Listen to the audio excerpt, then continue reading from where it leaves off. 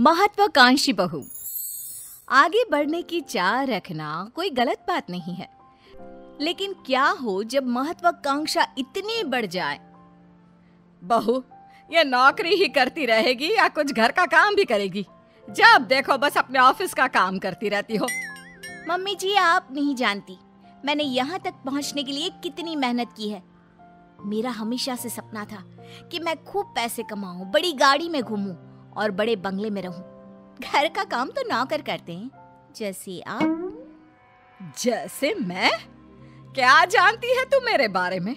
मैंने इस घर को अपने पसीने से खड़ा किया है। घर पसीने से नहीं, पैसे से खड़ा होता है मम्मी जी, जो मैं कमा रही हूँ। समझी? लंबी गाड़ी, महंगे फोन और कपड़े, ये सब चाहिए मुझे। लेकिन बहू अगर तुम नौकरी नहीं भी करोगी ना तो भी तुम्हें ये सब चीज मिल जाएगी। मेरा बेटा सब कुछ तो दे रहा है, कोई कम पैसे तो वो भी नहीं कमाता। उसकी कमाई देखकर ही तो फंसाया था तूने, याद है ना? वरना उसके लिए संस्कारी रिश्तों की कमी नहीं थी। संस्कारी भी फेल है सरकारी वाली के पीछे। मम्मी जी, ये सब तो मैं भी जानती हूँ, लेकिन मैं ये सब अपने कमाए पैसों से चाहती हूँ, ना कि अपने पति के पैसे। और मैं भी ऑफिस जाना चाहती हूँ, काम करना चाहती हूँ। मैं भी चाहती हूँ कि लोग मेरे आगे पीछे मैम मैम करके घूमे और मैं उनको बॉस बनकर ऑर्डर दूँ। You know, work like a man. Like a man? अरे लाइक अ मैन बनने के चक्कर में बहू वुमन भी ना रह जाओ। अरे क्यों बहू, मैं जानती हूँ तू बहुत महत्वाकांक्षी है, लेकिन तू अपने सपनों के लिए अपने परिवार को भूल जाएगी क्या? और अगर आगे बढ़ने की इतनी ही चाह थी तो शादी क्यों की? बस कीजिए मम्मी जी, बहुत थक गई हूँ मैं, मुझे आराम करना है। और मेरा खाना प्लीज मुझे मेरे कमरे में ही दे देना, मैं वहीं खाऊंगी। ये कहकर बहू चली जाती है अपने कमरे में। अगले दिन, मम्मी, टीचर ने आपको स्कूल में बुलाया है। मुझे? लेकिन क्यों? क्या हो गया? वक्त नहीं है मेरे पास। वैसे हुआ क्या है? फीस तो मैं समय से दे रही हूँ, और क्या चाहिए इन स्कूल वालों को? मम्मी, इस बार मेरे एग्जाम्स में नंबर कम आए तो मैम आपसे मिलना चाहती है। नंबर कम आए हैं तो और पैसे ले लें। क्या है ये, वक्त खराब करते रहते हैं। नंबर कम आए हैं? अरे तभी तो मैं तुझे बोलती रहती हूँ पढ़ ले, और तू है कि पूरा दिन बस वीडियो गेम। देख बहू, तेरे ध्यान न देने का नतीजा इसके नंबर कम आने लग गए हैं। मम्मी जी, कोई बात नहीं है, अभी वो बच्चा है और स्कूल टाइम में ऐसा होता रहता है, संभल जाएगा। वैसे भी हम लोग कमाकर इतना पैसा जमा कर देंगे कि ये बैठ कर खाएगा तो भी खत्म नहीं होगा। बहू, अगर तेरे यही तेवर रहे तो मुझे डर है कि कहीं गोलू तुम्हारे हाथ से ना निकल जाए। इसलिए घर पर ना सही बच्चों पर तो थोड़ा ध्यान दो। मम्मी जी, आप फिक्र मत कीजिए, मैं सब संभाल लूंगी। चलिए ऑफिस के लिए निकलती हूँ। हाथ से बच्चा निकले ना निकले, आप मुझे ऑफिस से जरूर निकलवा देंगी। मैं निकलवा दूंगी? अरे तेरी हरकतें, इसे तो कहना ही बेकार है। लगता है अब विक्रम ही इससे बात करेगा। सास बेटे को फोन करके सारी बात बता देती है। हाँ माँ, तू सही बोल रही है। आखिर हम काम तो मुन्ने के लिए ही कर रहे हैं। अगर वही ठीक नहीं निकला तो मैं बात करता हूँ उससे। शाम को बहू जब काम से घर लौटती है। मम्मी जी, अगर आपको यहाँ किसी चीज की परेशानी थी तो आप मुझसे बोलती, इनको फोन करके बताने की क्या जरूरत थी? क्योंकि तू मेरी बात सुनने को तैयार ही कहाँ होती है। तुझे तो केवल अपने काम की पड़ी होती है। मैंने अपनी परेशानी अपने बेटे को बता दी, अब वही सब यहाँ आकर संभाल सकता है। कुछ दिनों बाद बेटा विदेश से घर आता है। ये सब क्या हो रहा है? मैं नौकरी करने विदेश क्या चला गया? तुमने तो घर के कामों से छुट्टी ही ले ली। अगर मुझे पता होता तुम ऐसा कुछ करोगे तो मैं कभी विदेश ही नहीं जाता।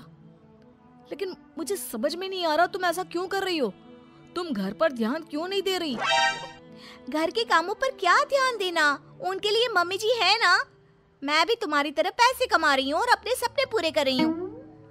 मैं पैसे अपने सपने पूरे करने के लिए नहीं, हम सबके लिए कमाता हूँ, ताकि तुम सब बढ़िया से रहो, तुम्हें किसी चीज की दिक्कत ना हो। और वैसे भी हमें तुम्हारे जॉब करने से कोई प्रॉब्लम नहीं है।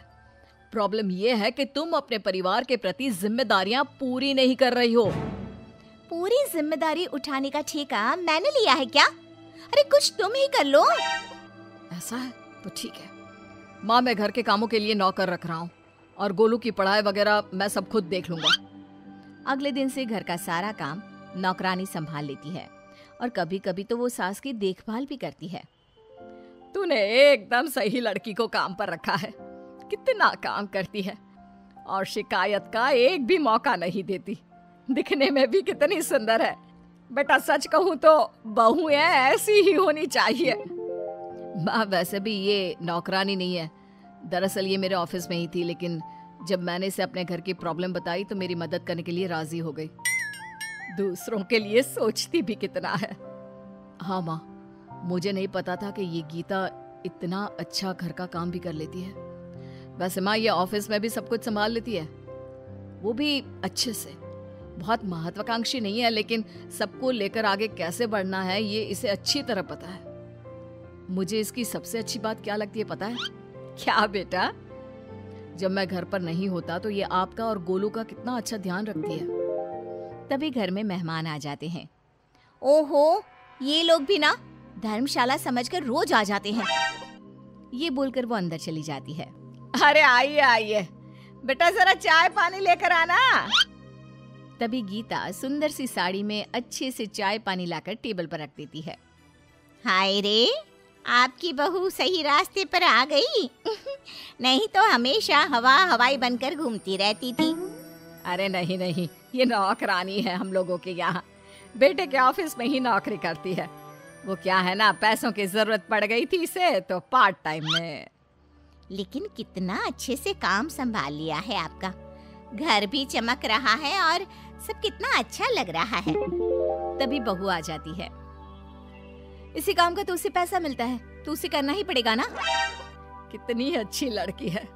काश मैं इसकी शादी तुझसे करवा पाती। मुझे एक अच्छी बहू मिल जाती और तुझे एक अच्छी बीवी। मम्मी जी, आप ये क्या बोल रही हैं? मैं तो बस वही बोल रही हूँ जो मेरे मन में आया। कुछ गलत कहा क्या? ये सुनकर बहू उठकर अंदर चली जाती है और सोचने लगती है। आज मम्मी जी ऐसा बोल रही हैं, कल को मम्मी जी ने ऐसा कुछ सच में कर दिया तो मेरा क्या होगा? वैसे भी मम्मी जी मेरे से परेशान रहती हैं और मम्मी जी ने इनको दूसरी शादी के लिए मना लिया तो नहीं, मैं ऐसा कुछ नहीं होने दूंगी। मैं इनको एक अच्छी बहू, बीवी और माँ बनकर दिखाऊंगी। उस दिन के बाद से बहू अपने परिवार का ख्याल रखना और एक अच्छी बहू, बीवी और माँ बनना शुरू कर देती है।